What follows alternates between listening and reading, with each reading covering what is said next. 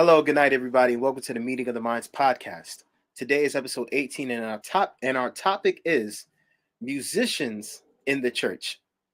Our guest tonight is praise and worship leader and host of the podcast, The Artist Speaks, Miss Hannah Love. Hannah, how are you? Wait, hold on. You might have to turn on. I'm great. I'm great. I'm great. Super excited to be here and to chat about all things music, worship, and everything in between. Okay, so now let's jump into this. The first question is, what are the responsibilities of an MD? And for those of you that don't know, MD stands for musical director. We know oftentimes there are people that curate music for churches and just music in general. So, what are the responsibilities that you've seen of an MD in church? So, an MD's job descriptions, right, which is what you're asking for, is to ensure that there is music every week in church. This is including, but not limited to, a praise and worship team, a band. If your church has space for this, the music soloists, the instrumentation, ensuring that the praise and worship set list is submitted to the required personnel, ensuring that rehearsal is conducted on time, ensuring that all of the necessary and required personnel are there. The MD also communicates with the pastor to ensure that the praise and worship set list that is chosen by the worship team is in alignment with the sermon. So the MD may have a conversation on Monday or Tuesday, depending on what their recurring availability is, and they will check in from the previous week's service, asking what were some highlights, what were some lowlights, where can we grow, what did you like, what would you have preferred us to do, and then said, okay, what is your sermon topic? What is your scripture? Is there a specific song that you want heard during praise and worship? Is there a specific song that you want heard right before you stand up to preach? They will then relay this information to the scheduled parties for the upcoming service. And say, hey, pastor wants this, or there is a guest speaker and the guest speaker needs this. Their sole responsibility is to make sure that there is always music in service. Okay, all right. So, with that being said, has there ever been a time where a musical director has put a song into the set time list that was not approved? And if that song was ended up being in the set list, did it come off as inappropriate? Because there are some songs that some churches will not sing at all because of the meaning behind it. Have you witnessed that in church? So when you say not approved, do you mean not approved because the pastor doesn't prefer it? Or do you mean not approved as in the songs don't align with the church's doctrinal beliefs? Because that's not the same thing. Okay, so when I say not approved, right? Like, let's just say that there was a set list of songs that were approved for worship, but all of a sudden, there's a song that comes in that was not previously discussed with the pastor by the musical director, and now that song is being done in service.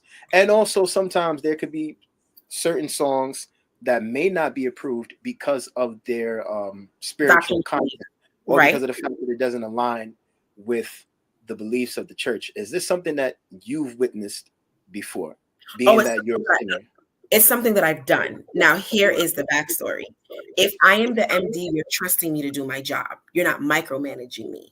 I'm having a conversation with you to know where you stand, what you're looking for, not asking the pastor to give me a set list. If I'm asking the pastor to give me a set list and he doesn't need me as an MD, he can be his own MD.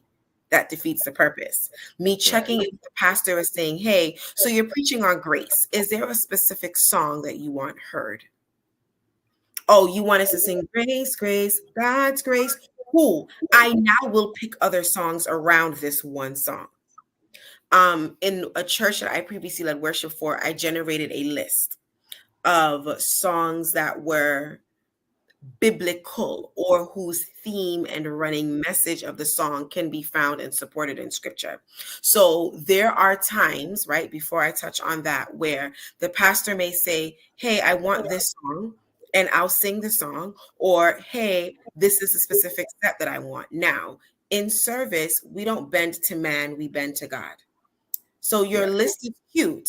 However, if Holy Spirit says, I kind of want you to go in this direction, I'm bending to Holy Spirit. We can powwow on Monday, but in service, I'm a bend to what God said. So there Right. are times when the pastor may say, I want these 3 songs sung. And then in worship, God is like, I'm gonna need you to go in this direction. I'm gonna look at the pastor. The pastor gonna look at me. He gonna give me the green light, and I'm gonna go because we take our marching orders from God. We don't take our marching orders from each other per se. Now, if there is a song that is not biblically accurate, which sometimes that can get a little dicey and it can get a little tricky because what one person discerns as biblically accurate, another person may not see a problem with it. For example, and this is a song that I pick on all the time. I'm chasing after you, no matter what I have to do. It's unbiblical. You cannot chase God. His word says, I will never leave you nor forsake you. God does not engage in cat and mouse games with us. So he doesn't invite us to worship him and then run away from us and encourage us to chase him. Pursue, run, chase are not the same. So in a case like that, I personally will not sing a song if I cannot find book, chapter, verse to support the theme of the song. I also will not sing a song that goes against the character of God. So I'm not going to sing a song about God being a liar because God is not a liar. I'm not going to sing a song about God abandoning us because his word says, I will never leave you or forsake you. So if scripture cannot support the theme of the song, I personally will not include it in the set or in the repertoire. You just said something very profound, and I'll be honest. Like, I've sang that song before, with praise teams, but I never really looked at it in that chasing after God. I mean, I never really thought of it as a negative thing. But now that you just made mention of it, you said it's not biblical at all, which No. So makes look at sense. the meaning of the word chase, right? I'm a big wordsmith, right? Yes. So the meaning, I'm pulling it up right now. The meaning of the word chase is to pursue in order to catch or catch up with. Mm. If God's heart is always open, he is always ready and willing and wants to invite me into any and all spaces. Why then do I need to chase him? Mm. God says, I'm here. He wants me to come to him. I don't have to chase him. Right. Hold on for But a then, quick second. okay.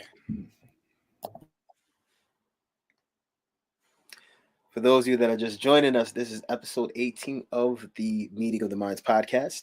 The episode is entitled Musicians in the Church. One of the questions that we talked about, this is the first question: what are the responsibilities of an MD in church? This is a very thought provoking conversation, and I'm hoping that other musicians will join in and chime in to this discussion. Thank you. All right. And we are back. All right, go ahead. So Now, yeah, so continue what you were saying. there's no reason for me to chase God. Mm. His word says, behold, I stand at the door and knock, which means he's waiting for me. He's waiting for me. Why would he wait for me? And then when I accept an invitation, he runs away and then Mm. encourages me to chase him. That is not in alignment with his character. So I cannot sing a song that tells me to do what the word of God doesn't even support. That goes contrary to his character. That's not the God that I serve. If the God I serve is always welcoming me, I don't need to chase you. I just need to walk to you. You will receive me with open arms. Now, there are a list of other songs, and that's just one, right? If we are to look at, and this is where it gets a little hurtful, if we are to look at a lot of Black gospel, it has a very poverty driven approach. or a poverty driven undertone. You're always in lack. You're always trying to prove something to your haters. It's always someone's trying to get you and someone's trying to take something from you. Why don't you just use worship to focus on Jesus? Why are you robbing his time to talk about something that has nothing to do with him? Or worse, talking about Satan in worship. Like, you're highlighting him in worship, and that's not his time. It doesn't make sense. That that brings me to my next point. There's a song that's been going viral on the internet. I'm gonna sing a little. Matter of fact, I'm not even gonna sing it because I don't even want to. The song is called "The Devil Is a Liar," and I'm not sure how old that song is or if it's new. Um, but I remember there was a young Christian woman online. I don't really want to say her name, but she said something about that song was it was almost like mockery or something like that. What are your thoughts on it before we move on to the next question? So I don't know the song, so I can't speak to what I don't know. The first Okay. time I heard the song was when it went viral. Okay. And naturally, the part of the song that went viral is the drive of the song. Mm, I don't know the entire song. I don't know book, chapter, and verse. I don't know chapter one, chapter two. I don't know the premise of the song. I don't know the songwriter's heart when they penned the song. I don't know if this is something that came out of a personal struggle and they were just writing as a form of I'm feeling my feelings and these feelings need to go somewhere and I'm writing my pain and you guys are just benefiting from my I don't know. And so I will not speak to what I don't know. We do know that the devil is a liar, right. right? He's a liar, a cheat, and he comes to lie, to kill, steal, and destroy. That's what he comes to Right. do. His character is not one that tells the truth. His character is one that bends the truth. So if I'm looking at that one line, the devil is a liar, well, he ain't a truth teller. That's true. If he were to tell the truth, then that would make him like God, and he's not. So no, he is a liar. That is his essence. That is his character. That part of the song is not inaccurate, but I don't know the entire song to speak to it. Right. Okay. I can respect that. My next question is, how do musicians impact the worship service? And before you answer, um, we know that there are usually two sets of musicians. You have those that are saved in the church, and then you have those that are just, this is just my gig on the weekend. This is what I do to, you know, to make some money. So Mhm. how do these two sets of musicians, ones that are saved and ones that are not, how do they impact the worship service? Is there anything different within their spirituality as opposed to, I mean, in reference to how they approach the service of worship? So a musician is hired by the church to play the instruments of their expertise for service. That is your job. In a perfect world, you would be saved. In a realistic world, most of our musicians are not saved, if we're being completely honest. As someone who has served in the role of MD, I just need to know that as a keyboardist, you don't hit transpose. That is like bare minimum. It is actually the first question I ask a musician. Do you know your keys? Do you play all of the keys? Or is the transpose button your best friend? And that's embarrassing. If you can't play in all keys, why play? As a drummer, do you know your instrument? As a bassist, do you know your instrument? As a vocalist, because vocalists are musicians, our instrument is the voice. The voice is an instrument. So Right. you know what your key of comfort is. Like I hang out in A and A flat. Like I am a baritone. I stay in the basement. I know my keys of comfort. So when I go to a musician, I'm going to say, "Do you know your keys?" If he says yes, great, put me in A flat. There's no other conversation left to have. That is the bare minimum. Do you know chords? If I tell you to hold the fourth, can you do that? If I tell you to Mm. diminish the seventh, can you do that? If I tell you to augment the second, can you do that? If I say I want a flat seventh, can you do that? Whew. We talking about jazz chords right here. Go Okay. ahead. If I go to the drummer and I say stay in the pocket, can you do that? Mm. If I go to a drummer and I say the song that I'm playing, it needs to sound like thunder and lightning, so hit the cymbals so that the cymbals sound like lightning. We know lightning doesn't have a sound. Mm. But if I go to a drummer and I say, I need you to make the cymbals sound like lightning, you should know what that means because this is your instrument. Right. If I go to a saxophonist and I go, can you make your sax sing? You should know that this is your instrument. So a musician is required to have some kind of skill that has been perfected over time that qualifies you to sit in this seat and back me up. Now, that is the role of a musician. We are in church. I need you to know about the God that we are singing about. It is very dangerous to have unsaved singers back you up in a sacred service if your service is not, and this is not a ding, but if your service leans into Holy Spirit and allows him to run your service as opposed to a service that is very structured. First we do this, then we do this. If you're in a flowy kind of church, I'm gonna need you to know who God is. Okay, because I need you to look at me. I need you to lock eyes with me and know what heaven is playing so that you can mimic that. That comes when you're saved. Mm. So if you are a musician, you need to be skilled in your instrument. That is a non-negotiable. That's not even bare minimum. That's like elementary. Okay. If Right. you are a saved musician, you need to know who God is, which means you need to be comfortable playing in multiple settings so that if you are in a church that's hold the five and drive, you can do that versus in a church that's like, nah, we're very prophetic. And I know we started praise and worship with, um, oh, the overwhelming, never ending, reckless love of God. And the Holy Spirit is like, I really don't want to sing into the reckless love of God, but I want to sing into his grace. Mm. And you have to pivot from, oh, it chases me down, finds till I'm found, leaves a 99. Grace, grace, God's grace. And you have to do that fluidly without the congregation knowing that you just changed your entire worship set. Your musicians have to be able to meet you there before you get there. Dunson is very good at doing that.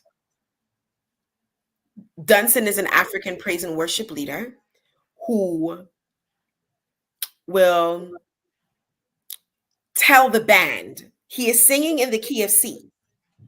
He's in C major. He will turn to the band and talk in the key of E and say, meet me on E, because he's already there. And the band has to catch up. You don't have an option because he's already singing in the key of E.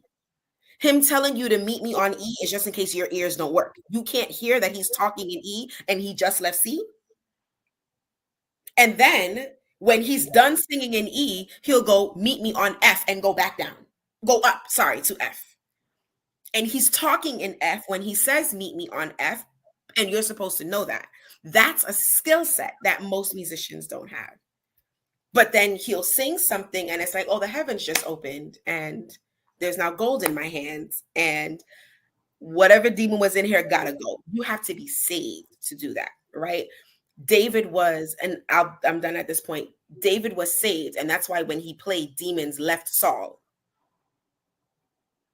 Like you have to have some kind of oil on you for you to touch your instrument and demons activate and get out. An unsaved person will invite the thing that the saved musician is trying to drive out. So you will want your musicians to be saved so that you're not inviting in the thing that the intercessors now have to pray and drive out at the end of service. It doesn't make sense. Wow, that's deep. All right, so then let me ask this. Have you ever been in a situation where you were singing with other singers for a particular, event for a concert, whether it be gospel and well, gospel music, and singers were brought in that were not a part of the church, that were not a part of the faith at all? And were there any disastrous results When you say not a Because part of faith, do you mean not a part of the body of believers or not a part of the denomination of the church that I'm singing in? that's a good question. I know. I That's why I'm guess, honest. well, necessarily the body of believers, and I guess also the denomination, but mostly just the body of believers in general, people that believe in God. Because I know So, denomination is secondary when it comes and to that. that's why I asked. We have to, as believers, stop with this elitist because you're not of my faith, then I'm better or worse than you. So we have to change our language. Just because we're not of the same faith doesn't mean that we don't believe the same God, worship the same God, or serve the same God. It just means that you serve him in a way that your denomination has guidelines that you choose to follow. And I worship him in a way that my denomination has guidelines that I choose to follow. But it's the same God, it's the same body. You're the foot and I'm the arm. Right. Right. So, yes, I have sung with people that were not of the same faith as I am. I'm a worship leader. I am hired to sing at different churches. All of these churches are not in my denomination. Right. So, naturally, I have sung with people that do not believe as I believe. And no, it's not disastrous because guidelines are clearly set. I understand that you feel that you must speak in tongues to prove that you're saved. Over here, if you say that Jesus is Lord and you believe in your heart that he died for you and you accept his death for your sins, you are saved.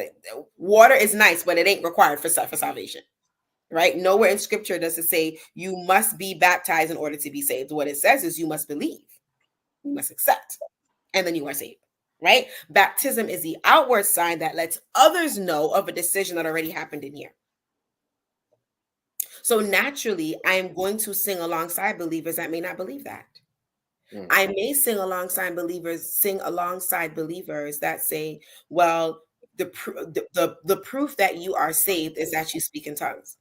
Well, then what Mm. was I doing for the first 10 years of my salvific journey? Because I wasn't speaking in tongues then. So you try to say I wasn't saved until 5 years ago. That doesn't make sense.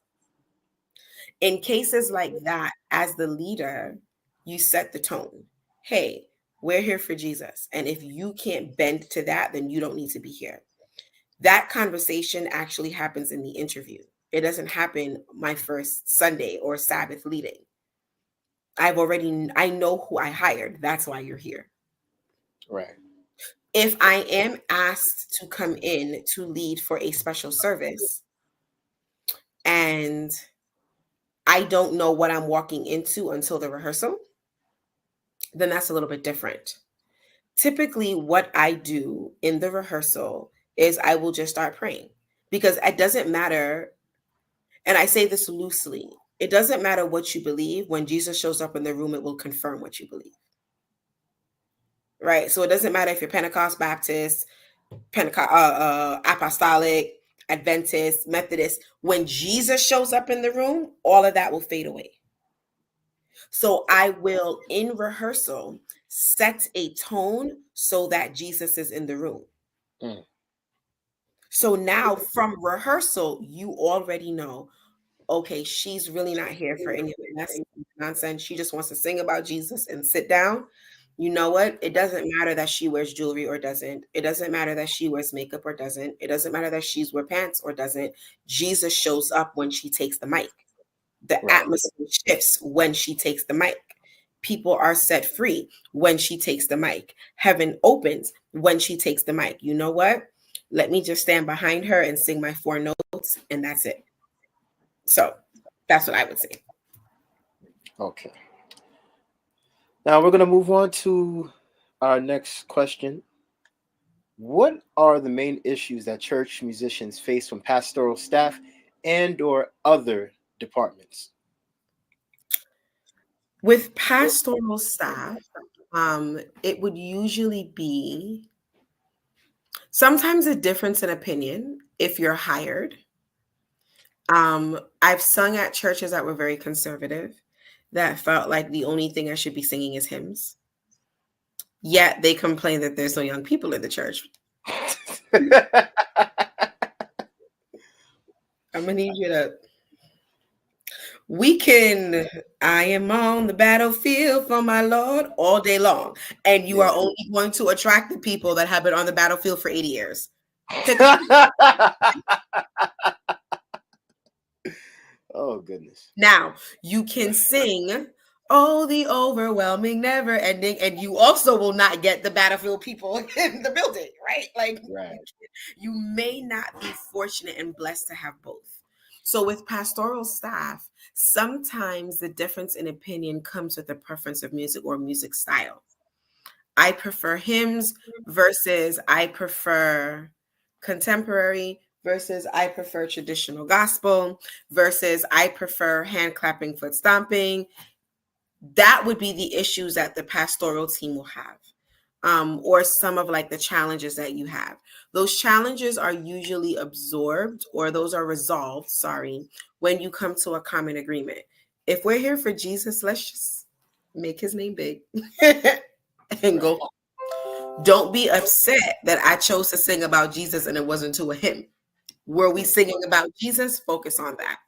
With other departments, it is usually a concern about pay, where I know that that's another question and we'll get to it later. So I'll slightly touch on it and then I'll expound later. It's usually about pay and budget. We don't have the budget for this. So why can't we find someone in house to do it for free as opposed to invest so that you're getting quality on the mic? Um, so that those are typically the challenges that you see. A great way to resolve it is by having conversations with the pastoral team and the department heads, right? As a music director, if your church holds business meetings, you need to be present for them. If the church holds board meetings, you need to be present for them, right? You cannot expect to be valued and seen as an asset to the church if you're not present when the decision makers are in the room. Right. So, if you're an MD and there is a business meeting once a quarter, show up. It's 2 hours of your time. If you are an MD and the church has board meetings once a month, show up. If for nothing else, when they start saying, oh, we have a crusade, or we're having a evangelistic effort, or we're having a revival, or we're having a special weekend, and you're present, you can then say, great, so what's the budget for this? Because you are reserving budget for the speakers, you're reserving budget for the food, but you're not reserving budget for the musicians and the musicianship of the church. So you're going to have a dope event and the speakers are going to crap out halfway through the praise and worship set. And now we're not putting our best foot forward. So it's important to be present for those meetings so that you're part of the conversation, you're providing input, you're providing value, and they're not seeing you as the stranger that only shows up to church once or twice a week for a service. They're actually seeing you as a valuable part of the church. Okay. All right. Um, I just want to let you know we have another panelist that is coming in right now. Woo-hoo. Trini is here. So, brother, thank you for joining us tonight, man. Really appreciate you. Yes, sir. It was a very, very, very, very long week, so I pretty much overslept. I'm sorry. It's okay. No, I understand. Now, I'm going to bring up the question again so you can answer it. Question was, what are the main issues that church musicians face from pastoral staff and or other departments? But you were a This musician, so you would know. this is kind of a touchy subject. It really is.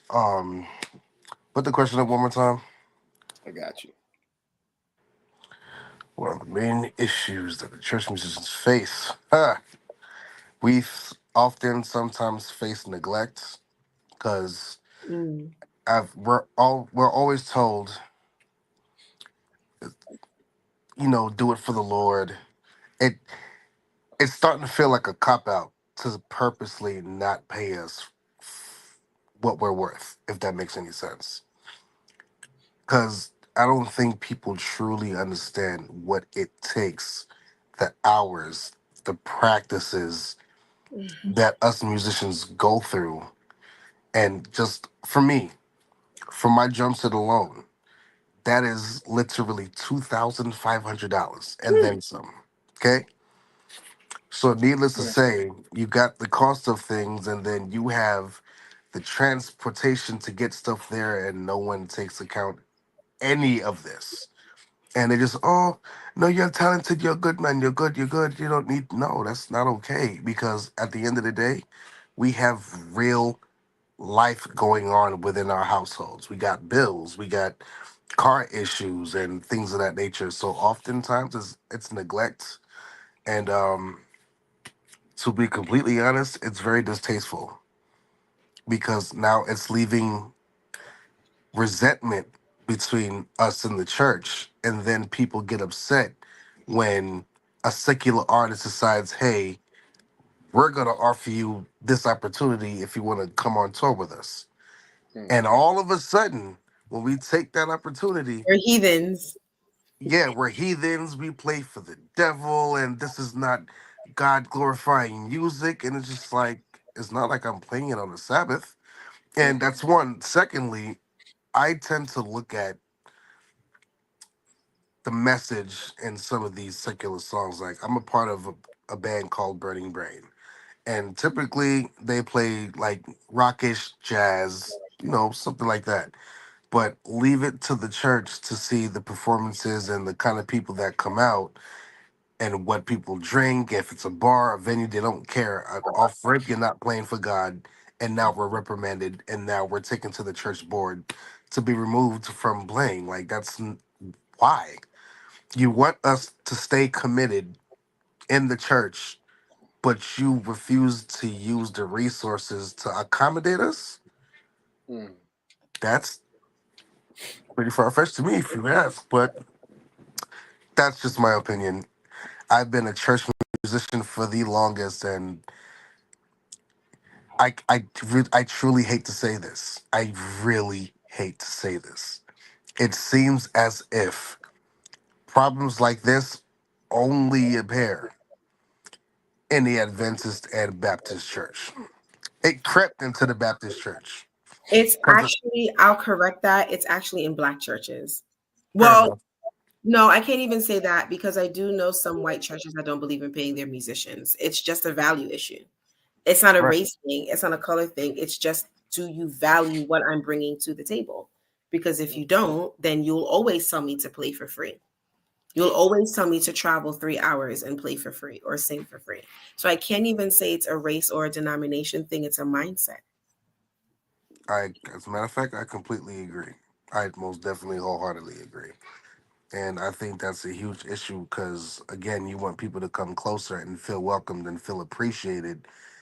And sometimes, oh, we'll be praying for you is just not going to cut it because you don't know who made it on their last dollar in gas to get to that venue. You don't know the traffic it took to get there, the man hours, the listening to the songs and listening to that part to make sure that intricate part was played well. And people just think it's just, oh, well, you're skilled, so you should be fine with it. And God gave you the gift, so why not return it back to Him? And I'm like, okay, I understand that part. I will never negate that. However, I've never seen a good church musician not leave their posts not sweating. If that makes Mm. any sense. So I don't know. It's just me. There's something you said that I would love to piggyback on. I think another challenge, or I believe another challenge that musicians face is not feeling valued, not just monetarily wise, but their emotional bank is low. Correct. You only call me when you need me to sing. You only call me when you need me to play. But you didn't ask me if I was okay, because if you did, I would tell you I am so anxious that I don't know where my next dollar is coming from, that I haven't eaten for 3 days.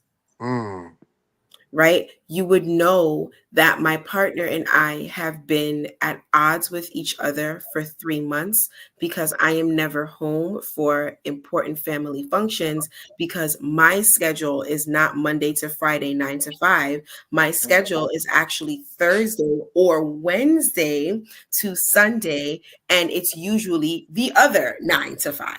correct. get to rehearsal at 7 and I don't leave rehearsal at 10 and I miss the third date night in a row. And my partner has already rearranged their schedule to accommodate rehearsals, and I'm canceling again.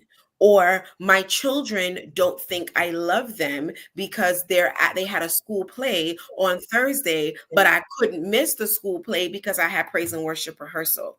Or when the church is sleeping at Friday at 7 o'clock, I am at rehearsal on a Friday night. So I've missed 5 family worships in a row. And now my family thinks I'm unsaved because I am not singing a hymn and reading Ellen White on a Friday night when I'm really at church rehearsing. And when the vocalists have left, because I'm a musician, I'm still in the building for another 3 hours because I have to make sure that my pianist got the chord correct, because the incorrect chord that they played clashed with the chord that the vocalist sang. And now everything sounds like a hot mess, but I don't get that opportunity to express it because you didn't ask me if I was okay. You just asked me for my availability. You asked me for my price and had the mitigated gall to negotiate my value down by $50 because you don't think I'm valuable enough when you don't realize, yo, you cutting me $50 just means I need to take up 3 more gigs to make rent.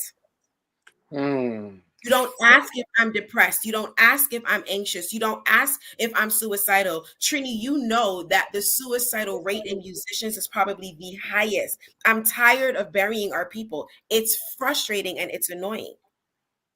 It's discouraging going to yet another funeral for someone that committed suicide because they were homeless. How do you not know that your MD has been homeless for 6 months? Mm. How do you not know that their pantry is bare or that their alternator needed to be? How do you not know this? Because you don't call and ask how they're doing. So that's another challenge. It would be amazing if the pastoral team made deposits in our emotional bank. You know, this reminds me of a time where I'm not going to call the church out, but I was playing there for quite some time. And I was playing for the Light of the World Crusade. There was many crusades and many services and youth days that I would play for, and they didn't understand that my mom was going through some financial issues to where she couldn't even really afford to bring me to church, so I had to literally walk with a book bag with some, some hardware for the cymbals and whatnot, and truck it from Remington Street all the way to, what was it, 163rd or 165th, whatever that church is on, just to get there. And I'd be rushed, and why you sweating, why you this, why you that. And it's like, well, first of all, good morning, happy Sabbath, I'm feeling okay. Like, I would get rushed on, and then at the end of it all, I would get what, $20 out of somebody's pocket because they had to beg how many people just to compensate me or things of that nature. It's really discouraging because it's like, dude, we have lives. At some point, you got to check on the well being of your musicians. Like, yo, Mhm. how was your week? Was everything okay at work? Are Did you okay? things of that nature? It's not fair to us. It's not. And so, like, all I'm saying is, don't be surprised when your church drummer or pianist or even bassist gets fed up and they get offered these crazy deals with, you got the Pentecost of the world and you got, other churches. That's not home. If you want us to stay home, there's nothing wrong with fluffing little pillows a little bit. That's all I'm saying. That's all I'm saying. Hello. All right. So we got to move on to the next question, but I'll say something real quick. So I was playing for a church in 2013, starting in May. By September, one of the musicians told me, "Oh, the church said they can't pay you because you're not a member here." So the day that I was getting ready to play and I was supposed to get my check, the treasurer was like, "Oh, did they tell you?" I'm like, "Yeah." He was like, "Oh, okay, good." I'm like, "What?" Mind you, I was playing for another church also as well. And the next month after, like the next church I was playing for, that church closed, stopped getting paid. So for the next 8 months, nothing. So what I would do was the second church that I was playing for that stopped paying me, I was like, all right, y'all not gonna get me second and fourth. I'm only coming fourth. And that was it. And during this time, they did not know that I did not have. I was like by this time a year out of college, still looking for a job. So drumming was the way that I made my money. So for 8 months I had nothing. Another church opened up in the same location as that first church. That church ended up relocating and moving. And so once again, for about 3 or 4 months, I was out of work until I actually finally got a job. Funny thing though, the church that stopped paying me when the pandemic happened and we ended up having to move into a different building by 2021, they brought me back. I got to Mm. negotiate my price and I started playing. But one of the elders was like, "Oh, but aren't you playing for the Lord?" Yeah, but I'd like to be like compensated. You know what I mean? I got equipment that I have to bring because when I saw the drums, there were no Not sure. hi-hats, no cymbals. I had to bring that myself. The only thing that was there was like a little old seat. So I literally every weekend, like after I was able to negotiate things, I literally would be carrying a cymbal stand in one hand. And matter of fact, hold on, Oh snap! hold on. See if I can find it.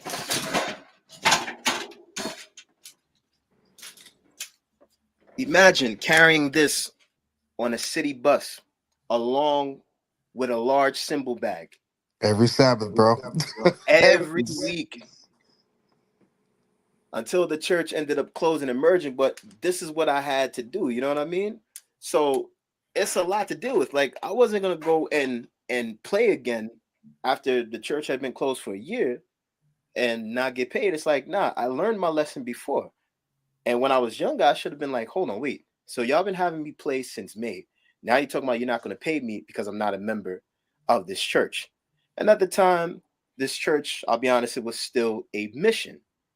So they were probably trying to save, but still, Hold on, you I'm should there. explain. Hold on, you're using Adventist terminology and you may have non Adventists watching. So you have to explain what a mission is for those that are non Adventist so that they can understand what that means as far as the financial breakdown of the church.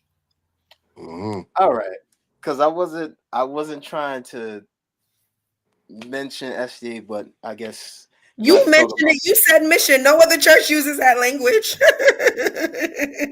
I never thought of it like that. So basically, a mission is a little small startup after a crusade takes place. A crusade usually takes place at a local church.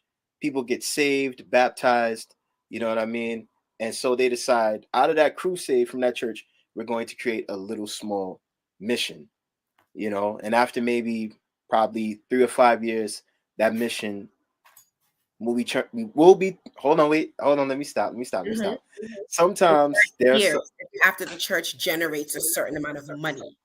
The okay, so tithe has to meet a certain dollar amount for a right. church to qualify for moving from mission status to church status.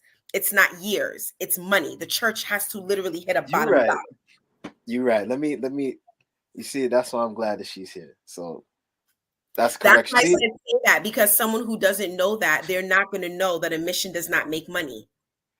right. They're making just enough to keep the lights on, and they are not supported by the conference. So they don't have the financial backing of the conference to keep them afloat. What they make is what they have to turn to keep the lights on, so they can't afford a musician. That's why it's important to say that.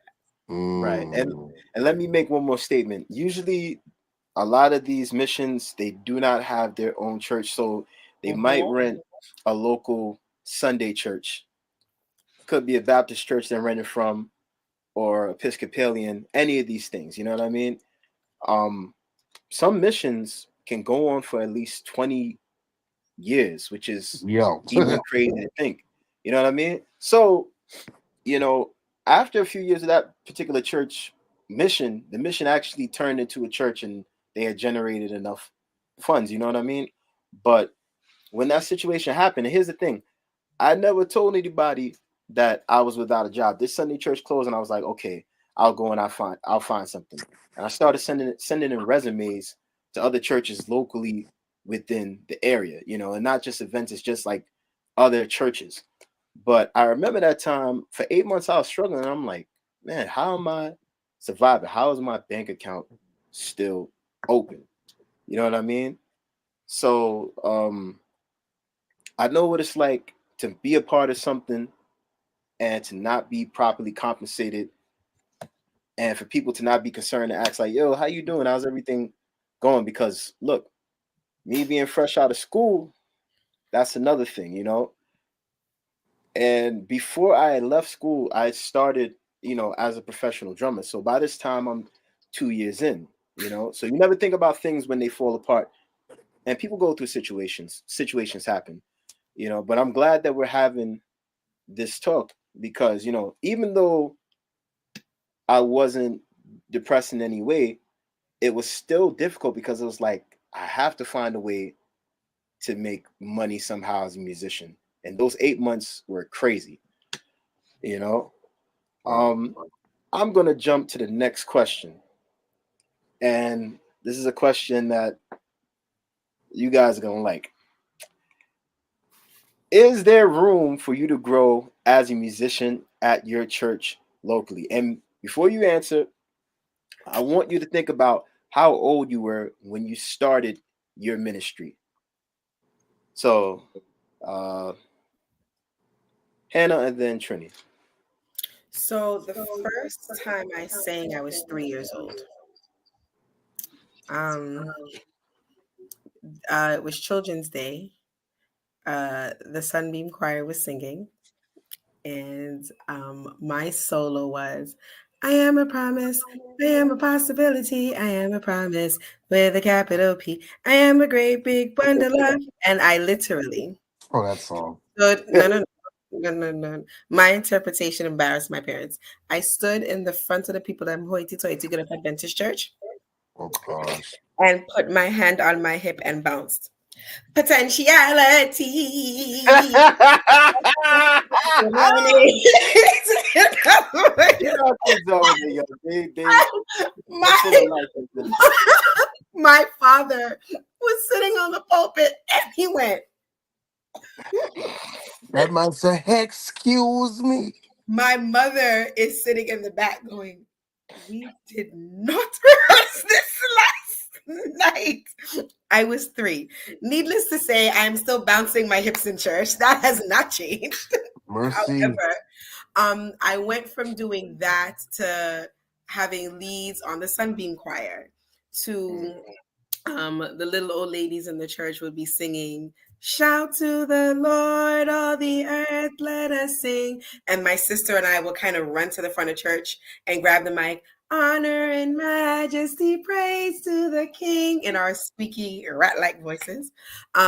However, as I got older, when my church realized that I actually could sing and match key, I was given more opportunities to sing. To now where my current church does have room for growth, right? I started singing at my current church by accident. I was not scheduled. It was Tuesday night prayer, and the worship leader messages me and goes, "Hey, you have to sing." I'm not even on the worship team. I am not on the worship team.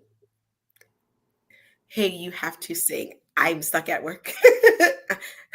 "Sweetie, I need you to cover for me, please. Please." Mm. I said, "Okay, fine." So I sang. And as the story goes, my darling apostle knew that I was apparently tearing up the stage because he was getting the messages while service was still happening. And he was like, "Oh, this needs to happen again." And then I sang at the next Tuesday night, not the next Tuesday night prayer, the Tuesday night prayer after that. I am now on the worship team. There is room for growth at a church that will allow you to grow. There will never be room at a church that does not allow you to grow. So if they only want you to sing from the same set list of 15, you can't grow there because you're singing the same 15 songs.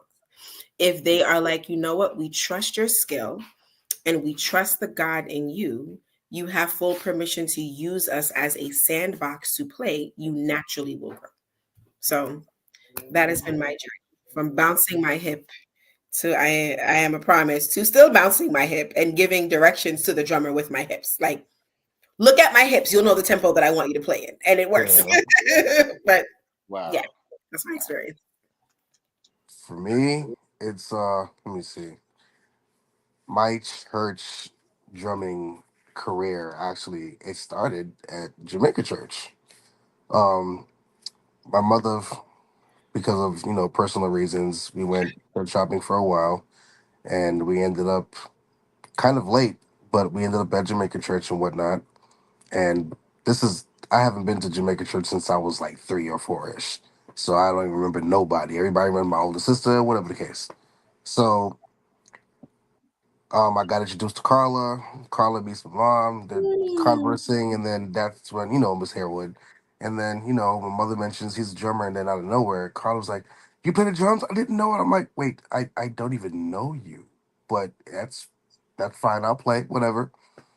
So I can honestly say, just like she said, it could definitely help you grow to a certain extent because playing in the church taught me a few things. Taught me how to be punctual in terms of being on time. Mm, Taught me how to play conservative and really quiet because playing in a Caribbean church, you just don't play loud. That's just not a thing because you will be reprimanded and condemned for it. Um, it taught me how to, dress with panache and look the part and look professional and things of that nature. And then since, from there, that's when Second Calvary Baptist Church in Brooklyn, and that's when I discovered, oh, we can get paid for this. Like I didn't even know musicians were getting paid until Second Calvary even mentioned it. Like, here you go. I'm like, what's this? That's your pay for the day. I was like, every Sunday? And she's like, yeah, does your church not do this? I was quiet. So it'll teach you a few things, but it'll teach you a lot to a certain extent because you have some churches that are just strictly this. That's their definition of holiness. That's that. And you can't grow if there's a cap, especially if that cap doesn't have any holes or filtration system for you to breathe and spread your wings and fly. Hmm. Sometimes okay, how my mother would tell me, yes, we believe in the Bible. The Bible is just. We believe everything. However, there are other books that also back up the scriptures that's not going to be found in the Bible. So, that being said, you can't just learn different styles of playing drums in the church. Sometimes you need to branch out, especially where, just playing for secular music comes from. Because if you look at a lot of these artists, the majority of their musicians, they're all church musicians, every last one of them. Every last one of them.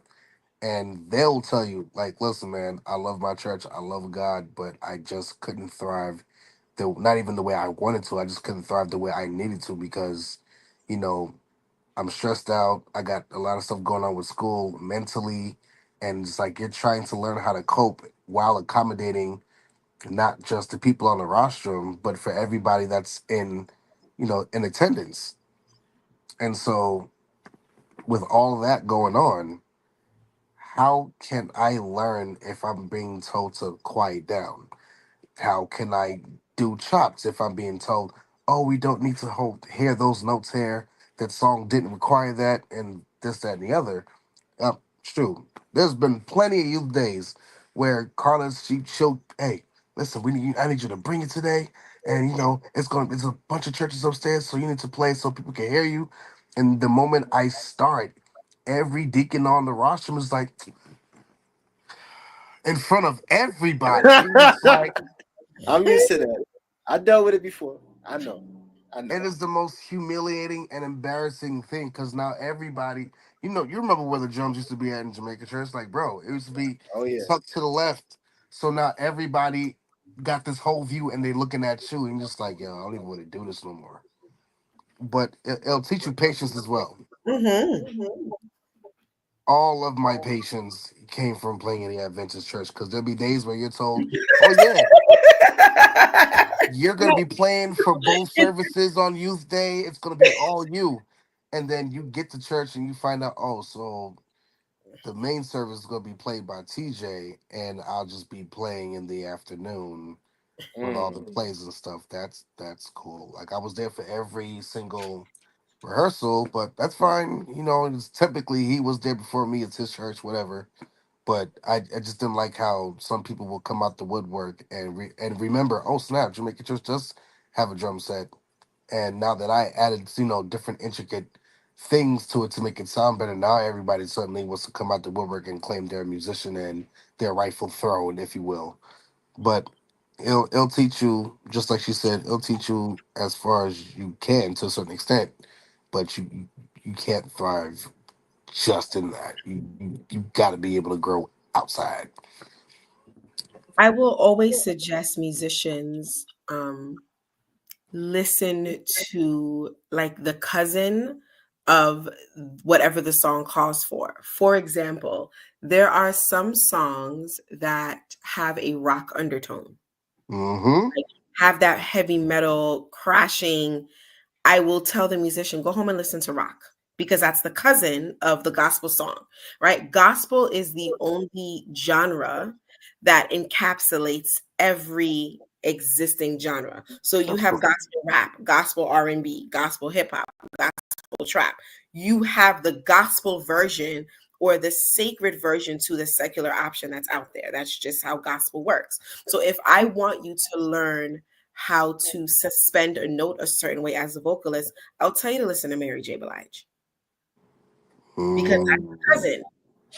If I want a drummer to hit notes in a certain way or to hit their drums a certain way, I'll tell you go listen to rock. If I want the pianist to have more agility with their fingers, I'll tell you to go listen to jazz because that's the cousin of the end result.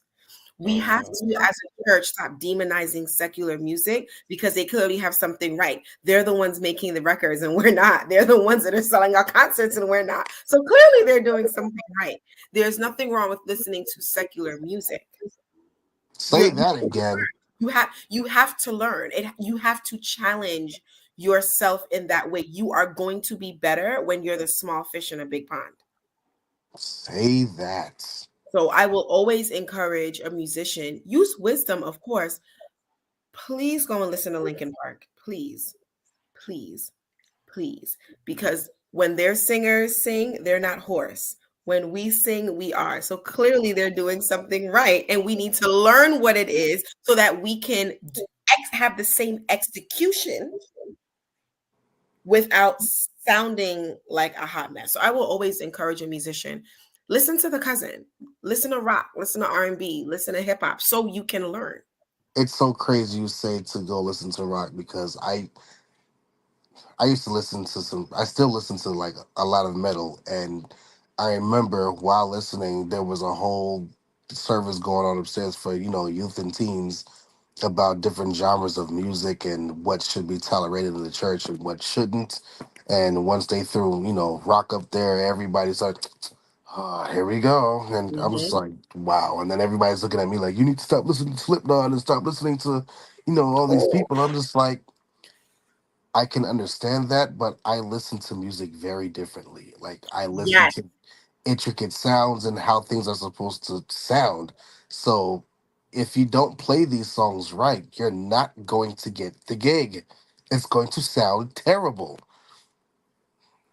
I think they forget the mind of a musician is not like the mind of a general member. We're Mm. not listening to music the same way that the member is. When I'm listening to jazz, I'm listening to, oh, wow, I love what they did with that chord. I am singing this song for praise and worship. I wonder if I could borrow that chord because it will bring up, like, it'll bring up the song. It'll add a Well, flavor enhance it. song that wasn't there before. But I can't know what's out there if I don't listen to it. Musicians aren't listening to songs and losing their salvation. First of all, you can't lose your salvation. It's a status. Let's make that very clear. It is not a pawn that can get it is not a status that gets revoked. It's not a car that gets pulled. Either you are saved or you're not. Listening to a little R&B is not going to make me any less God's daughter, right? Like my status as his daughter is unchanging. There you go. Okay? So I can listen to R&B and still keep my salvation because one is not predicated on the other. Mm-hmm. As a musician, this is actually my homework. Right? This is my homework. This is how my ears are sharpened. I did not learn how to identify incorrect issues in live music until I listened to live music. Mm. That's So when a exactly it. musician is when we're listening to other things, it is so that our ears are sharper. It's our homework. It's just let us do our homework, please. Thank you. Now, I got another question. We got four more questions left. This question: what attire is considered appropriate as a church musician? Now, people are sticklers for, you know, put on your best dress or slacks, shirt. So I want to hear you guys respond to this matter because it's a big issue right now in most churches. Here's my thing. I don't mean to cut nobody off, but as much as you know that you can't get into certain clubs if you don't have the club attire, if you know what the church requires, please don't try to negate their rules and regulations. They hired you, you are the employee. Please dress accordingly. You don't have to come. There's no need for you to come.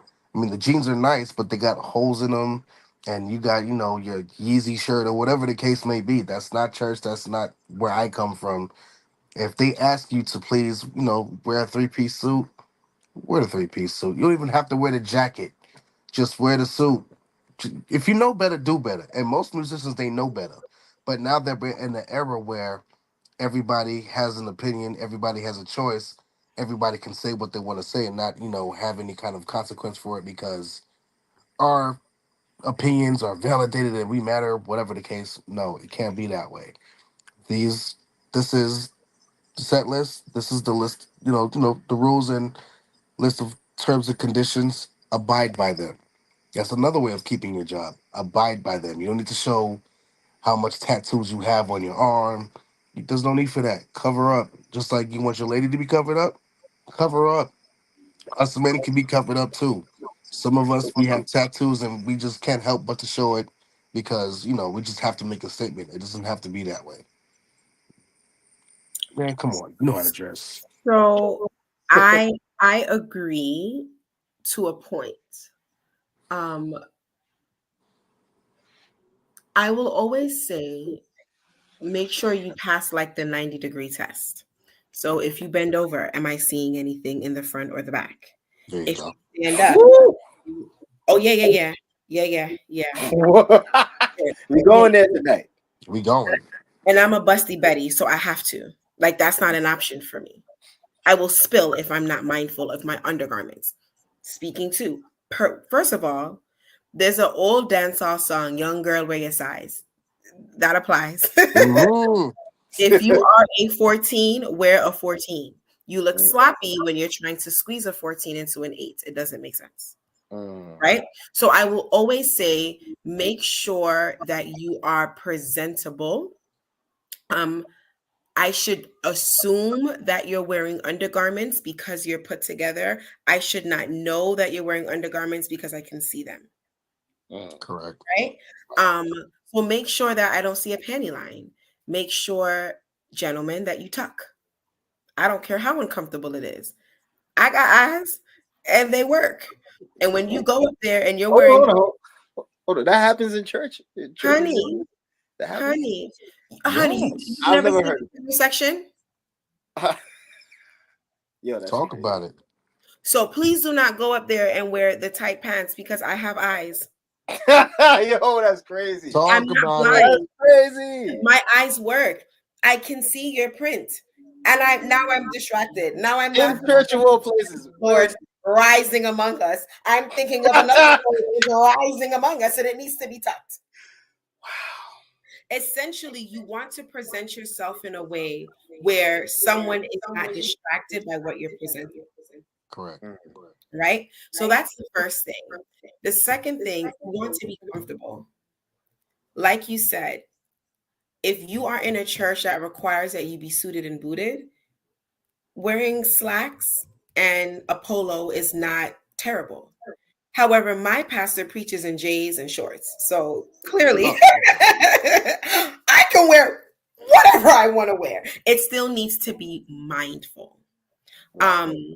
So on the other side of that, yes, we do want to have our personality shine through. Yes, we do want to make a statement. You also don't want to give yourself anxiety with trying to find the right threads to wear. If you find that you are getting anxious every time you have to get dressed for a specific gig, you may need to reconsider that gig. Mm. mm, Mm. So if you find that every service, what used to be, you know what, these pants are clean, these shirts are clean, this shirt is clean, these sneakers are clean, or these shoes are clean, I'm gonna throw it on, it fits, it matches, I'm comfortable, we're good to go.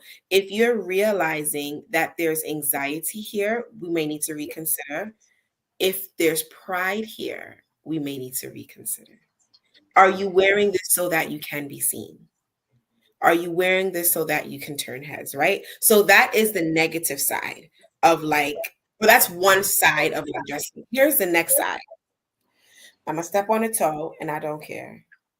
Soap and water was invented for such a time as this. mercy. Don't people, let me stop.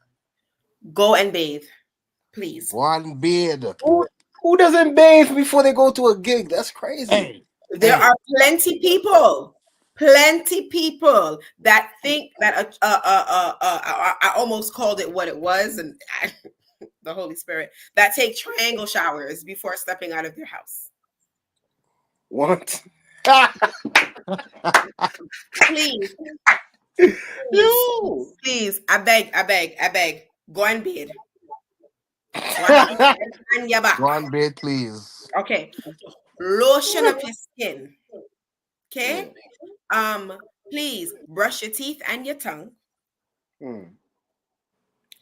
Spray on a perfume. Okay. See, y'all can't see it, but this is. All right. That's the Bees News. The problem, we always hyper fixate on your skirt is too short and you're this and you're that, but then we don't address hygiene. I've never. Yo, that's crazy. Okay. I've never seen a stink musician in my life or singer. Okay. So I'm a little bougie. I have a scent bird. I am. I'm high maintenance. I'm also maintaining myself. So I budget for high maintenance stuff. Okay. So I have a scent bird subscription. Why? Because I like perfume and I like to smell good. Mm. Okay. You are going to smell me before I walk into a room and not for the wrong reasons. Mhm. It is very, very important that what you present before the people is a sweet incense. There's a sweet, sweet. Yes. A sweet savor. Okay. So yes, we can talk about what not to wear. We can talk about angles and comfortability and anxiety, but we also need to make sure that we're not offending people in the parking lot. Mm. Okay? The mother shouldn't have to come to you and help you wash up before you grab the mic. Mercy. I also should not know what you did last night, huh? I understand that you had a gig in a nightclub. I have locks. Mm. Smells get tracked in my Yeah. locks. Mhm. Before, if I know I had a gig at a club the night before, like an open mic night, Yeah. we know what happens in open mic nights. I am washing my hair when I go to bed that night so that the Right. smell isn't trapped in my locks. The jacket that I wore to the open mic night on Saturday is not the jacket that I'm wearing to church on Sunday because That's right. smells are held in fabrics. It's Right. true. So we forget these things. I'm so focused on I got on my best threads that I can smell who you woke up with last night. I can Mercy. smell them on you. Egyptian musk don't work no more. I said You got to get this. The gospel according to Hannah. Mm. Soap and water was created for such a time as this. Please go and bathe. Please go and bathe. It is imperative. You're please. My nose is offended. Go and bathe. Please. I can fix I can fix a crumpled skirt. I can. It's called a steamer. Hello. Yeah. Right? I can fix buttons that aren't buttoning properly. That's called needle and thread and a latch pin. I can fix that. I can't fix 5-day-old funk. I can't. And I don't want to because we're all adults. Right. And That's let's the tell that. opposite of hygiene. Yeah, let's tell that to the people who say they only shower once a week. And I know Oh you've seen those nah. videos. Yeah, I don't know how people do that. Now let's move on to the next That's question. concerning. I know, right? Why would some churches rather why would some churches rather hire musicians within their denomination as opposed to outside? Oh, I can answer that firsthand. Because they can get away with not paying their musicians and giving them the respect that they deserve. They Mm, rather trample us because they know people from the outside are going to demand, hey, this is my bottom line. I'm not going any lower. I don't need to go higher. This is my bottom line. And they do not, they know they can't get away with negotiating down. Mm-hmm. They just know. That, man, that was me so many times. Like, it's so, it sometimes infuriates me. It does. They don't treat you with the respect that you deserve. They will never compensate you. The moment you try to think that your voice will be heard in this board meeting, it's not. You'll be sitting there for hours, and maybe they'll wink on that subject. Other than that, bro, no, no, not at all. It's especially if they know you since you was a child and you grew up in the church, bro. They're not finna pay you nada, nothing. They know, they know, and I'm gonna give it to her now. Oh yeah. The other side of that is so that's like the head side of the coin. The tail side of the coin is there is already a mutual understanding of what we do here. Correct. For example, I go to Hungry for God Church in Brooklyn, New York. Shout out to my tribe. We're dope on Uh, okay. It is very normal for services to result in someone getting healed. Like in real life. Like for example, I saw someone's foot grow in church. Okay. The foot was like this, right? mhm. I'm trying to the foot was like this. The minister prayed, the foot did this. I've seen those stories on Sid Roth is Supernatural. That's I've nice. And seen I it. I've saw it seen in it real life. firsthand. Yeah. and I literally said, if her foot grows, I'm going to cry. Her foot grew, and I'm getting all emotional. I sat and I was like, did her foot just grow? wow. I prayed for someone with herpes, Mhm. went to the doctor, and there is no trace of it in the blood. Not undetectable, as in it was never there. That's normal in my church. That's a Like, God right it's there. actually weird if it doesn't happen. What do you mean God didn't turn up and something didn't like there wasn't no supernatural nothing? What you mean God showed up and someone didn't get delivered, someone wasn't healed? What do you mean? We prayed for you and God didn't reveal something about you that needed healing. Explaining that to my mother is weird. Mm. So there are benefits to hiring someone in-house because there is a mutual understanding of the culture. So I can look at the worship leader if I'm scheduled to sing that Sunday because now I'm on the worship team. Yay. I can look at the worship leader and whoop, whoop. I can look at the worship leader and go, yo, you got anything? And we both understand what that means. Right? For those that don't know, it simply means in this moment, I am listening to what God wants us to sing into, and I'm going to sing that. Mm-hmm. Okay. So I can look at him and say, you got anything? And he'll be like, nah, whatever you got, run with it. And then I can look at the band and go, can you make it sound like a thunderstorm? And they know that what I really mean is I want to hear rock. That's really what I mean.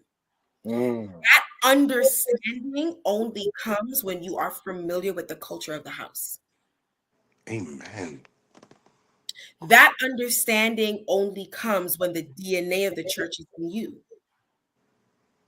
When I can look in aspects of the church and see your thumbprint there. I say all that to say, when you are hiring musicians, there are pros and cons to hiring an outsider and hiring within. You just have to discern which pro is greater and then lean into that. She's Okay. on the money, bro. Oh my gosh. Of course. Now, I got another question. What are some hurtful things you've heard from the congregation in reference to your music? Well, in reference to your music ministry, I should put it like that. Mm-hmm. Hmm. I listen. I'd been told I worshiped the devil while I was playing in church. So now that I played them, like I'm a part of two secular bands, and they both happen to play classic rock, such as Aerosmith, Eddie Van Halen, AC/DC, things of that nature.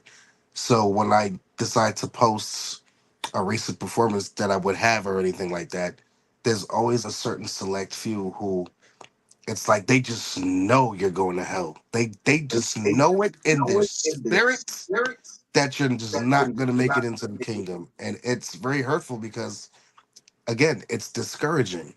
How am I supposed to play to the best of my ability for the most high's honor and glory when I have the so-called quote unquote saints telling me I'm wasting my time? Make that make sense. But you want me to show up to Sabbath services or whatever services consistently with a smile on my face, like nothing ever happened. You want me to be there at the potluck and, congregate with the saints, but I know what you think about me. I know what you've said about me. And whatever is told to me by a third party about what you said, I'm not shocked because you said it to my face. So there's a lot of hurtful things that come along with it. However, I believe that you need to know the Most High for yourself because you're playing for His honor and glory. What everyone else has to say is null and void unless you take it personal and you allow it to be planted, watered, and then it's going to grow into something evil and worse futuristically. It's really important to know God for yourself because people are going to talk. They don't have to know you, and they're still going to talk. It comes with the territory. But I've heard I worship Satan. I heard I will never amount to nothing. I heard drumming just can't be your only source of, it just can't be it all. It can't do it for you. I would never get far. I was told a whole bunch of nonsense, but I have a loving father. I have an outstanding family, and I've grown. Dude, you can't allow anyone to deter you off the journey that you're on. You cannot. You have to learn how to block out the noise and just, hey, the quickest prayer will get you through the whole day. Like, look, Lord, I'm here. I'm just asking that you just keep a hedge over me, over my family, just something small. And go in there with a clear mind and do what you got to do. You don't even have to stay. Do what you got to do and get out. Do what the work is to be done and then leave. That's it. Hannah, go on. I would say my favorite that I've heard is I didn't like your praise and worship set. What? Mhm. Now, the Are you Lord is crazy? working on my tongue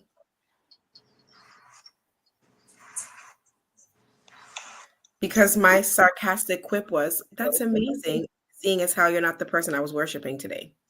Merciful. Mm, And I said it with a straight face. You weren't the guest of honor. You are not who we gathered and convened. You're not the person that sits on high. You are not the King of Kings and the Lord of Lords. You are not the lily of the valley. You are Mm, not the bright and morning star. You are not the one that places the stars in the sky. I did not know that you were the litmus test for the success of worship today. mm. Now, if you didn't like worship, feel free to join me next week in song with the songs that have been chosen. If you did not like worship, maybe you should worship before you get to church. Mm. I am not Yo. Spotify. I am not pushing play. This is not the 80s. You're not hitting play on the A track and I'm going to sing whatever you want. I'm not them. I'm me. So if you didn't like praise and worship, maybe just maybe you need to examine why you didn't like it and stop shifting the blame to me because I will kindly return it back to you. Mm, I've heard that, and usually it stops them in their track. Well, don't you want to hear why I didn't like it? I don't care why you didn't like it because you're not the person that I was trying to please. Mm. You're not my savior. You're not my king, and you're not my Lord.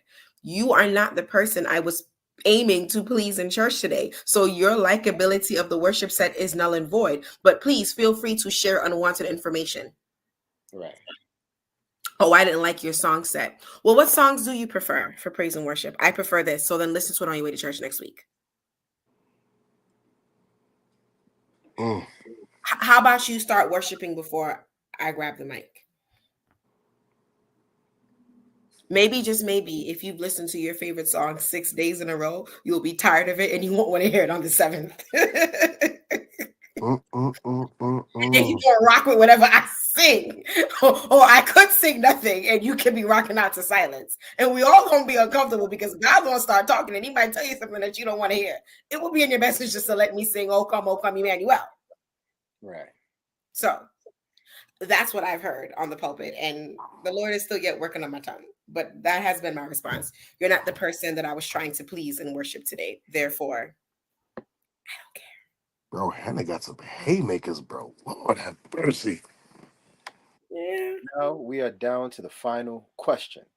What advice would you give to young musicians who are just starting out in ministry? Mm. I'm gonna let her take this one. I'll answer after. Practice. Practice would be the first thing. Um, get a mentor. Get someone who's been doing this longer than you have. Someone who has skin in the game. Um, so talk to your boss, Jesus, and them. Okay, like have regular council meetings with the triune. Okay, understand their heart, understand why they picked you. Like you might want to talk to them. I said practice already, right? Yes. I'll say it again, practice and humble yourself. You're not a know-it-all. I have been leading worship since I was a teenager. I am 35 years old. I do not know it all. Mm, Oh, not bad. I'm only 33. Um, yeah, practice, get a mentor, practice, talk to God, practice. Like practice, you get gigs because you're skilled. You don't get gigs because you're likable. Mm. I don't care how amazing you are. If you transpose, you are not my pianist. I'm sorry. I don't care how well you dress. If you do not know your instrument, you're not my bassist. That's what I would say. That would be my advice. I love it. I'm gonna land back off of her. Again, we can't say this enough. Practice. Secondly, it's important to lose your Hollywood spirit. Leave it at the door. We don't need it. Mm, yeah. repeat Because that you again. Say that again one more time so the people out there can hear it. lose your Hollywood spirit because we do not need it. Let me explain and edify. Because you know all the chops and you know all the cool rudiments and you're definitely dope around the kid, but now you're walking around as if you're untouchable and you just have this bougie way of communicating with people. Like, oh, so let's say you got a couple kids and teens who want to learn and they're watching you and things of that nature, and they ask you, "Hey, how you do that?" And you just look at them like, "I don't know." You can't be that way. You understand everybody has started somewhere. Know how you started and who you're playing for. You're not playing for yourself. Because as God gave you your talents and all that, believe me, in a heartbeat, He can snatch that back so fast. Because I think I told you about the whole incident where I had this whole crash and all that. I literally, any faster that man was driving, I could have died and I wouldn't even be here talking. Lucky for me, I made it out with a fractured arm and a broken wrist and a bruised spine and two cracked ribs. Other than that, I'm alive to tell the story. I can actually function. I can play again, and I'm a lot more humble today than I was over 3.5 months ago. Mm. Um, I almost even forgot about that, bro. That's for yeah, sure, no, and serious. it's because it seems so far back. It's a minor issue that, I'm not dead. I'm alive. But however, Right. in that moment that it happened, I understand how God is just not playing with me. He's not. Mm. Um, Another thing, read the room. Time out. Know when to insert yourself for whatever solo when it's time and when it warrants it. You cannot start a simple song and do the craziest things around the kit or on the bass. It's too much confusion. Understand, you're here to worship. You need to usher the Holy Spirit in. You can't you can't just make noise and all this intricate intros and stuff like that is not always warranted. Just play your position, and Mm. when we all give you that, I like, yo, do something. That's the time you do that. You don't do that on your own. Don't. Oh, another thing. If you are on the gig, you're actively on the gig. Hmm. That day is not the time to do something new that we didn't practice the night before. Right. Bro, get out of my head because I was, yes. Yes. Yes. You will lose your job so fast. Whatever material that you get and they give you, even if they only practice 4 out of them 8 songs, learn them all. Learn them all because now you're showing your bosses, wow, he's taking this seriously. This man went ahead and learned all of them, and we only said we're doing 4. Learn them all. Um, be well equipped. If you know what you're supposed to do, make sure you don't leave an XLR. Make sure you don't leave any type of wiring. Bring a drum key. Always have something on standby because life does happen and you Right. need to have a plan B at least through D. I've been in those situations, so I know. Like I've been in many situations where oh yeah, does the church set already here? And you thinking, all right, cool, I ain't gotta bring nothing. You show up and you got a zillion ZBT and it's cracked down the middle. You Yes. have no hi-hat shutter, so now you're just stuck with an open with an open Mm. it's too much. And you have no kick. And it's You, got a you hole got in yeah, oh, another thing. it. If you decide to not bring your own equipment, Yeah. learn to work with what you have without complaining. Mm. The set doesn't have to be the best. Right. However, hmm, how many sins that we commit daily that God winks on? We are not perfect beings. We can only strive to be perfect beings. That is not a perfect drum set. Make it sound like something. Right. Work with what you have. Work with what you have. Stop being selfish. You are not Tony Royster Jr. You're not Jay Z's drummer. You're not drumming for Alicia Keys or none of these folk. You're just Mm, gifted and you're playing for the church. You're playing for Christ. Bring your A game. right. And I'm Exactly. gonna shut up there. Because There's bro, there's a one whole more list. thing. There's one more thing that I wanted to add. Learn different styles of Christian music. Yes. Now, most of us grew up conservative Caribbean Christians. Me. Mhm. I am people. People are me. Okay. We heard two styles of music. Um, the hymn is seeking the lost, yes, kindly entreating, There's so many wonder ways to play that song. on, Oh, huh? there's so many ways to play that song. That's my favorite hymn, Seeking the Lost. That's my Okay. favorite hymn. It's my favorite to sing because I get to flex and sing the baritone part. But in conservative Caribbean, yeah, I'm a baritone. In conservative Christian churches, that is going to be one style of song. The next style of song is going to be Halikamar high in my lamp, keep me burdened. Halikamar high in my lamp, I pray. That's called choruses. Mm-hmm. Okay. And sorry, there's a third style that you'll often find in most Caribbean churches. Hear my cry, oh God, attend unto my Mm-hmm. prayer. Yep. Okay. As a musician, you have to know, and when you said read the room, it triggered that thought.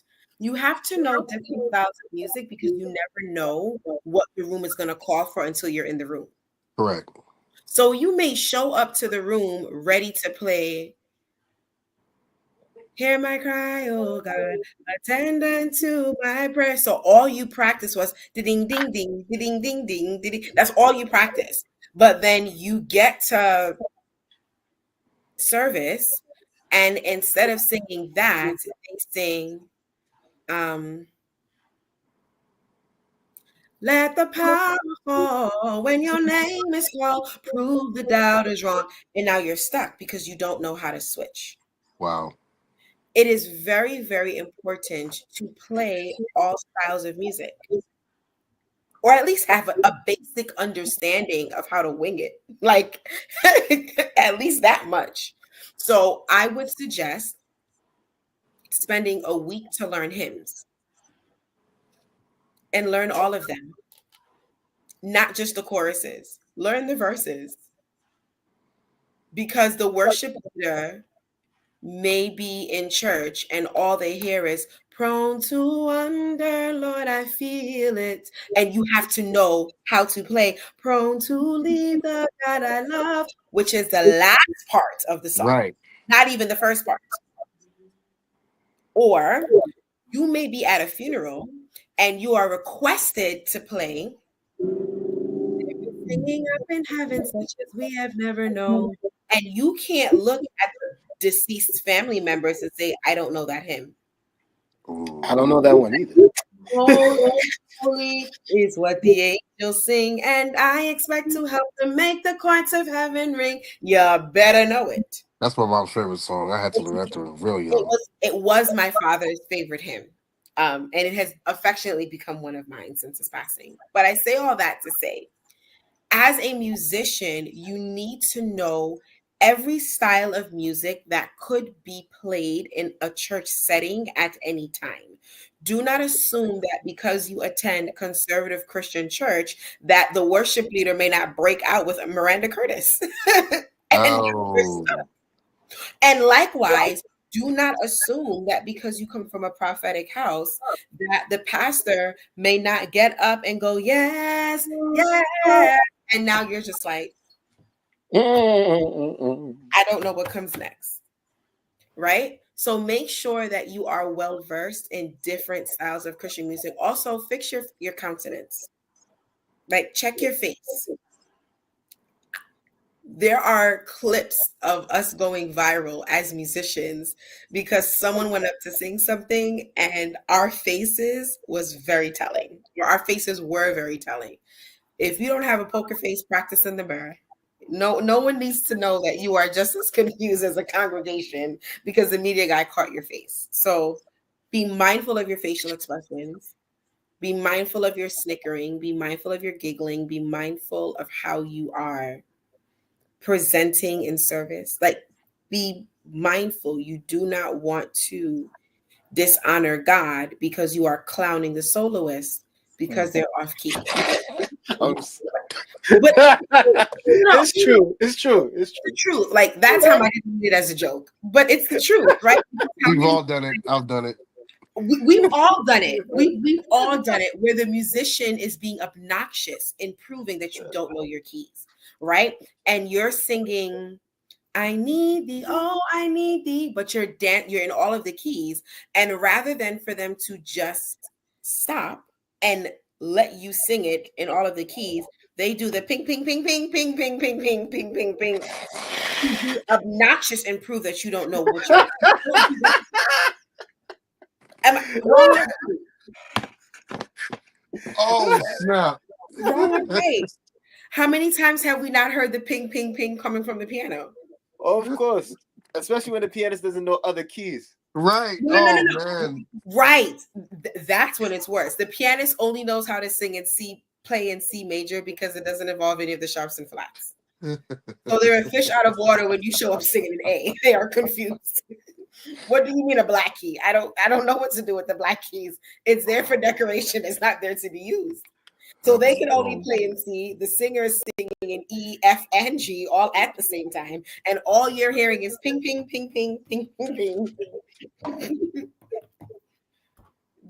Don't do that.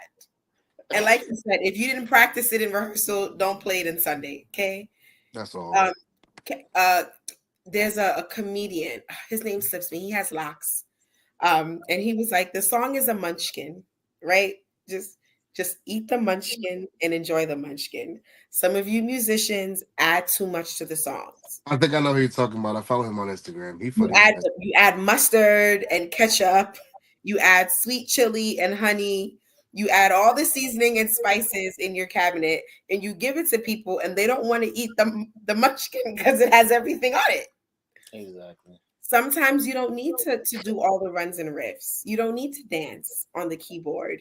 You don't need to flirt with the drum. You don't need to do all of that. Just play the song. Play the song. Just play the song. I don't need to know that you know all the keys. I just need you to play in the key of the song that we discussed last night. So oftentimes, sometimes musicians will show off with their instrument and prove that they're the best in the band. And all you serve at that point is a distraction. Please don't do that. Just You said you should have said something real quick. go. Not every song deserves all these runs. It just doesn't call for it. Thank you. It doesn't call for it. Like Thank doing you. a run and it not sounding great is equivalent to a drummer not landing on a one when he's supposed to. Mm. We don't need it. And for other musicians, especially if y'all play in the church, please, please, please, please learn the pauses in regular hymnals because there'll be some songs that are being played, and when it comes for It's maybe a loud. 3 or 4 second pause, you'll either rush in the song or lag in the song. They don't like following the dotted third or the whole note. After I went, Do you want to know why they don't like following it? They don't know what it means because they can't read sheet music. That's why they're not Oh following it. wow. They don't know what it means. And I don't say that in a shady way. A lot of musicians feel that reading sheet music is antiquated and it's null and void. And I don't need to learn sheet music. I just need to listen to the song. And I didn't know that until one day I was teaching the choir a piece. I heard a song and I was like, wow, I like it, but it's not doing what I wanted to do. So I rearranged the piece Hmm. because I read sheet music because I'm classically trained. Mm. So I rearranged the piece. And my best friend at the time was majoring in music at Lehman College. So he literally comes over to my house and we are up until like maybe 1, 2 o'clock in the morning. And I'm singing each section. And he's like, I don't know how this is all in your head. Like this is living in your head rent free, because I know professors that can't do this. You hear the chord and then you're able to sing each section one by one. So you're singing the soprano note. It sounds weird to me, but then when it all comes together, it makes sense. I said, well, it's living in my head. Like I know what I want it to sound like. I just need the sheet music. So I was very proud of myself. I come to rehearsal with my sheet music, and the musician looks at me and goes, "What's this?" Oh no. I was like, "It's the sheet music." And he goes, "Where's the audio recording?" And I was like, "There is none." He goes, "Well, did you download this?" No, I wrote it. Like I created it. Like this lives in my head rent free. Play it. And he got real quiet and he goes, "Hannah, I can't read sheet music." Mm. You never know when you're going to sheet music. Sometimes you're playing for the Sunbeam Choir, and sometimes you're playing for the Ladies Chorale, and sometimes you're playing for the Men's Quartet, and sometimes you're playing for the old people, the Sanctuary Choir. Sometimes you're playing for all four, and you have to be prepared and equipped to play for all four. You should at least know the difference between a treble, an alto, and a bass staff. You should know the difference. You should know what 4/4 means. You should know what 6/8 means. Those are time signatures. It tells you how fast and slow the song is going. Right. You should know when you see 3 sharps or 4 sharps, what key we're playing in. If you Mm. see 2 flats or 1 flat, what key we're playing in. Right. If you should know, if I see a dotted repeat, that I'm repeating until further notice. Right. Like this is your craft. That's like saying I'm fluent in English, but I can't read it. Then you're not fluent in English. Mm. Mercy. Oh, one last thing. One last thing. One last thing. This is the last thing I gotta say. My bad, bro. All right, go ahead, man. Just because you have the most expensive equipment does not make you nice. Thank you. Just Mm. saying. Say that Just again. saying. Have access to liquid funds. I'm telling you, just because you got the newest red keyboard, what is it, a Nord, doesn't Yes. make you nice. Just because you got the brand new PDP that DW pushed out does not make you nice. Just because you got a 7 string and only played on a 4 doesn't make you nice. Thank Just you. because Corey Henry done did it all, just because you've seen somebody do it, doesn't mean you can do it. Get your practice up. All right, I'm finished. I'm done. Thank you. We could go on about what to teach the up and coming musicians. So We much. could go on, and a lot of it comes from like personal experience. That's why Hmm. we're so passionate about it. We don't want you to make the same mistakes that we did. Period. Right. Let me tell you, when I was in school, I was studying to be an audio engineer. So I had to do keyboard harmony, ear training, sight reading. For one of my classes, I had to literally write out sheet music as my final project.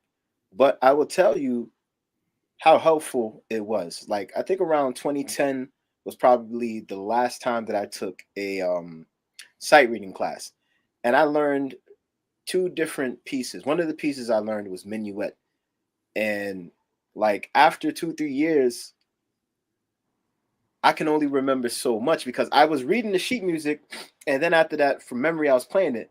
But after a while, it started fading away, and the only way I can play it now is by playing each piece separately on the piano. Right. But I'll tell you another thing. As a drummer, also, I was a part of my church's orchestra, and there was this piece. I don't know if you guys remember. There was this commercial called Diamonds Forever. I don't remember the name of the actual company, but they used to play this classical piece, and I recognized it. And I was given the sheet music for drums, and I was like, okay, I know this because I spent a total of 3 to 4 years learning how to play sheet music, and I was so happy. Um, we spent various rehearsals perfecting this piece, and then it was the last piece to play to close our service. And I was so proud of myself, like, yo, I'm actually reading sheet music as a drummer, something that I never did before I got to college. That's what's So up. I still have some of that skill in me. If I could go back, I could look at the song Redeemed, and now I realize, okay, this is Which why one? those chords. 337 or 338? Because I there's like 337. I think it's the Redeemed, how I love to proclaim it. Redeemed, that one.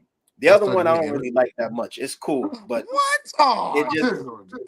The other one slaps. That's the best Redeemed, one. how I love to proclaim it. actually, you Redeemed know what? by the blood of the You're right. Lamb. It's just it sounds a little bit different. They're both good in their own way, you know. Played an F though, Um, man. They got a good. You got a good game. hmm but Now it yeah, sounds dope when you play them together. Yeah, yeah. It sounds dope when you have one congregation singing "Redeemed How one side singing "Redeemed How I Love to Proclaim It," and the other side singing "Redeemed How I Love to Proclaim It" together. yeah. That's a different kind of praise, man. Oh my It's gosh. so dope. It's so dope. For those that are not Adventists, we're just having a very I mean, I'm not anymore, but we just had a very Adventist moment with the hymnal. The only musicians I know who are piano players or organ players, especially in the Hammond department, um, from Mount Sinai, Hopeton and Desi. I don't really see them two no more, but this is all when Joey Collins was alive. And Hold dog, on. oh Wait, Smith? Mhm. Hold on, wait, Smith? no, you remember Joey from he was a No, drummer no, for no, Mount Sinai at one point. no, no. No, I know that. I'm talking about the pianist you talking about. You talking about Hope and Smith? I'm not sure, but he was very light skinned, very tall, and he used to play with the weight on the bass a lot. Oh nah, all right, I'm thinking about This is the somebody. old Believers in Somebody else. Christ. When my mother used to direct it. This is way back in the day. This is directly after Kathy left. See, I don't know any of these people. I know some people from Mount Sinai, but I don't know everybody like that. So I only know some people. I do remember there was this kid at Joey's funeral. I think he was a drummer also, like young boy, braids, mad long. Short, He yep, was there. yep. Yeah, he was a beast on drums, right? He still is a beast on drums. I'm not sure if he Oh, still okay. plays now, but at that time, yeah, he definitely was a beast because Joey taught all of us, man. Oh wow. He taught all of us. Like I remember, I this is an old memory. But I was just messing around his kid, and I just took the drum key and just started tightening the heads extra, extra hard. This is when he had the white timer set, and no one knew who did it. But the audio room saw me fidgeting with it, so they knew I did it. But I kept lying, bro. I remember everything. Like, but no, I do it. Yeah, sorry, it was you. Don't lie and tell the church it wasn't you. It was you. I'm like, it wasn't me. Lying through my teeth because it was, Yeah. man. But you see, let me say something very important. When you have fellow church musicians that actually want to give the younger kids guidance instead of pushing them, be like, "Yo, go away." It's such a blessing because they don't realize how their mentorship is going to help shape that person's future and musicality. hmm Like you don't know if that person can just go from playing for a storefront church to next thing you know they playing for Rihanna or they doing this or they doing that. I saw a young lady from Mississippi Children's Choir, and she sang the lead on "I'm Blessed." I went and I looked her up, and I think she was singing background for Lizzo or somebody else. It's like you never know exactly Where people, where people can be taken. Like at least put some of these young musicians under your wing. Like all of the church musicians that have gifts and all that. Don't be like the older church folks that pushed you away and didn't allow you to grow or even support or encourage you. Encourage this younger generation that's here before you because they're gonna need the guidance. You know what I And mean? on top of that, we have to understand that we were there at one point. We were young. I remember Right. wanting to play all the chops. I remember wanting to play everything. And like, dude, I forgot this brother's name. They used to play for Queensboro. You know what I'm talking about. Big dude used to play the bass. The other dude, he wore glasses, very light skinned. He used to play the drums, and they all used to roll together. I know exactly who you're talking about. You're you talking went about to that Vaughn and them, right? You know Yeah, you're talking about Vaughn and them, right? yeah. Yeah, of So course, of course. anytime I would see Vaughn playing drums at Elmont Temple because they're having some kind of youthful praise, whatever. As soon as he would see me, I'd be like, "Yo, can I play this song?" And he would let me. Like things like that is what's needed. Sometimes these kids they just need a shove in the right direction. Like, come on, little man, I'll tell you how to do a paradiddle. I'll tell you how to now intricate that around the entire kit. Right. We were kids. I remember being in that position, so it does not hurt to just lead these kids in the right direction. Just give them a couple hmm of any type of advice, believe me, they will leave you alone so much faster.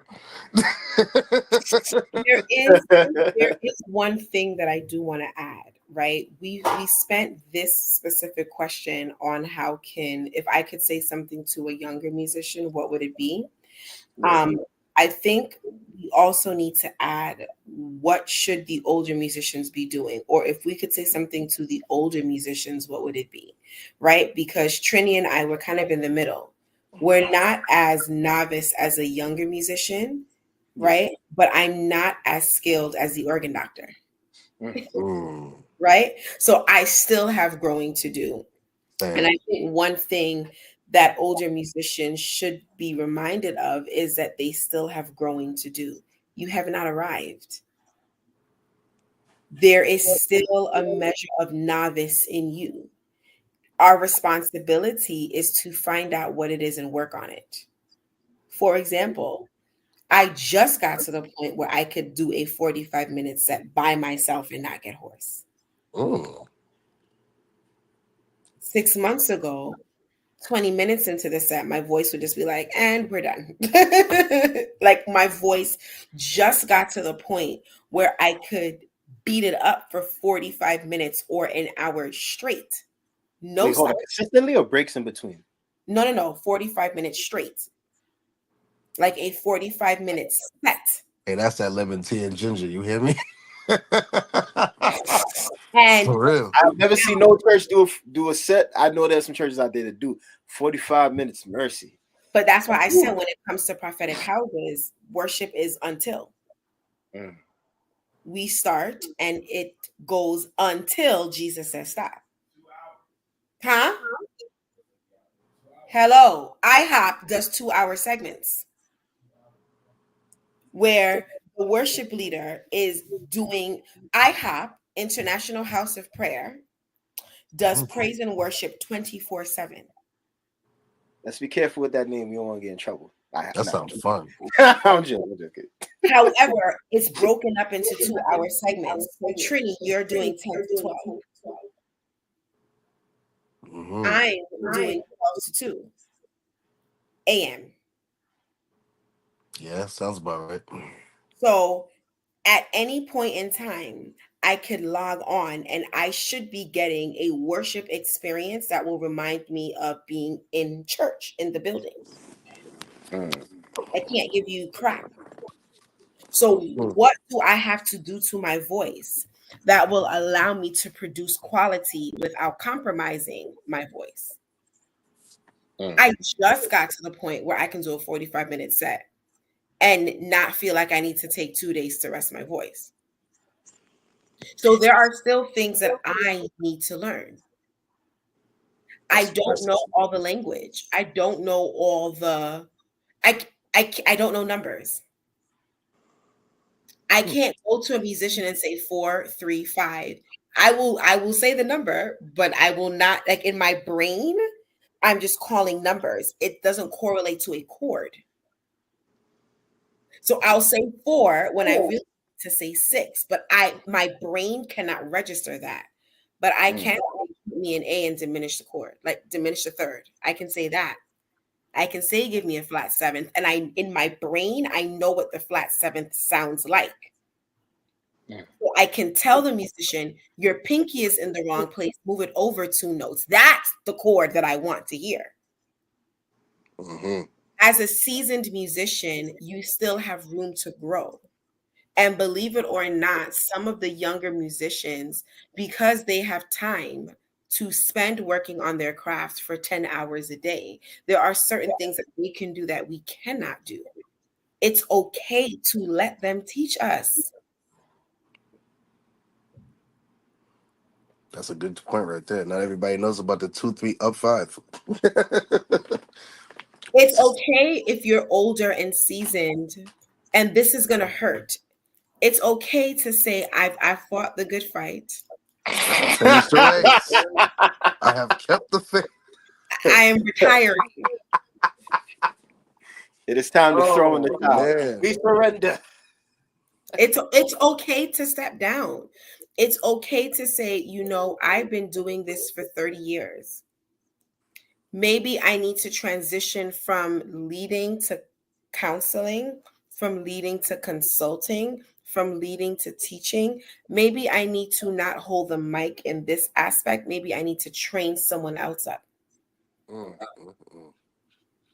You should have been training someone up from when Granny was a girl, right? Like from the time you take the mic, you should be spotting who can take this over when I step down in 2 years, when I step down in 3 years. You should be training people, right? So I would say, as an older musician, know when it's okay to take a step away. Know when it's okay to be like, I still have an area to grow in. I haven't arrived. I don't know all the answers.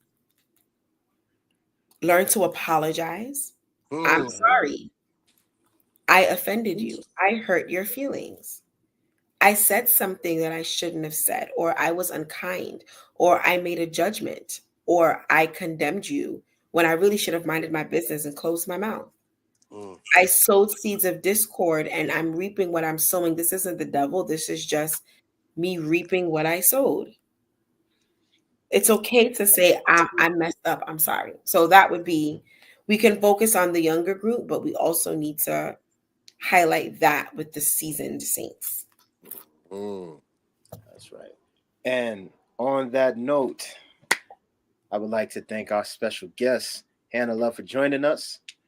I'd like to This was thank my Trini favorite also as episode well. by far. This is episode 18. Um, we just made 2 years, so we've been doing this now for 2 years. This is episode 18, Musicians in the Church. Next month we will be back. All right, you guys have a great night, and thanks for watching. God bless. This was the best one so far. I love these questions.